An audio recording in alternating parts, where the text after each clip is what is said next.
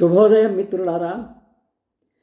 పద్య కవిత్వము రచన ఇప్పగుంట సూర్యనారాయణమూర్తి. శీర్షిక చర్చ.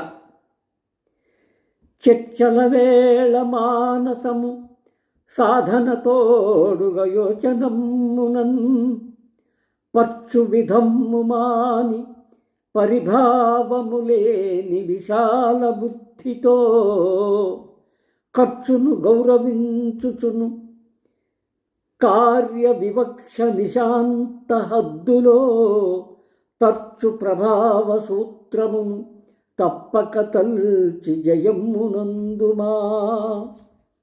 మిత్రులారా, ఈ పద్యభావము చర్చ.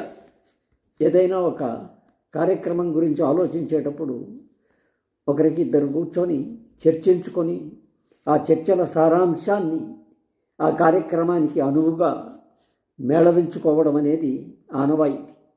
ఇక్కడ చర్చల వేళ మానసము సాధన తోడుగా యోచనమ్మునన్ అంటే ఈ చర్చలు చేసేటప్పుడు మనసు సాధన చెయ్యాలి.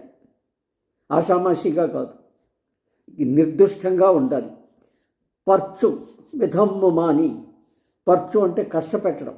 ఎవరినైనా కానీ ఈ చర్చలో మనం దింపుతుంటే వాళ్ళకి ఏ విధమైనటువంటి ఇబ్బంది కష్టము కలగకుండా పర్చు విధమ్ము మాని, ఆ పద్ధతి మానుకొని పరిభావము లేని విశాల బుద్ధితో ఎవరికి కూడా ఒక విధమైనటువంటి అగౌరవం కలగకుండా, కష్టపెట్టకుండా, అవమానం జరపకుండా మనం కార్యక్రమాన్ని జరుపుకోవాలంటే ఖర్చును గౌరవించి, ఆ కార్యక్రమానికి అయ్యేటువంటి ఖర్చులు ఉంటాయి.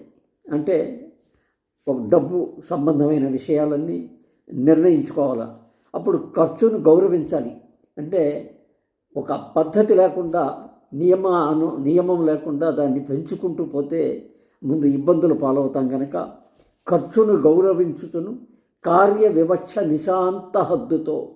ఈ చెయ్యబోయే పని నిశాంత అంటే ఇల్లు, ఈ ఇంటికి పరిసరాల లోపల ఉండేట్టుగా తర్చు అంటే పరిశీలించాలి. పరిశీలించి, తర్చు అంటే పరిశీలించు, తర్చు ప్రభావ సూత్రమును, ఆ పరిశీలించినటువంటి ప్రభావాన్ని, ఆ సూత్రాన్ని మనం దాన్ని పూర్తిగా కార్యక్రమంలో కనుక దించితే తప్పక తలిచి జయమ్మునందుమా, తప్పకుండా నీకు జయం కలుగుతుంది అని చెప్పడమే నా ఉద్దేశం.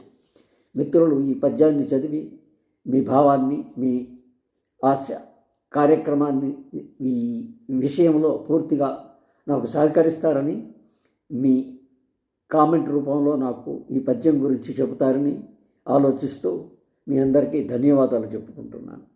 నమస్తే.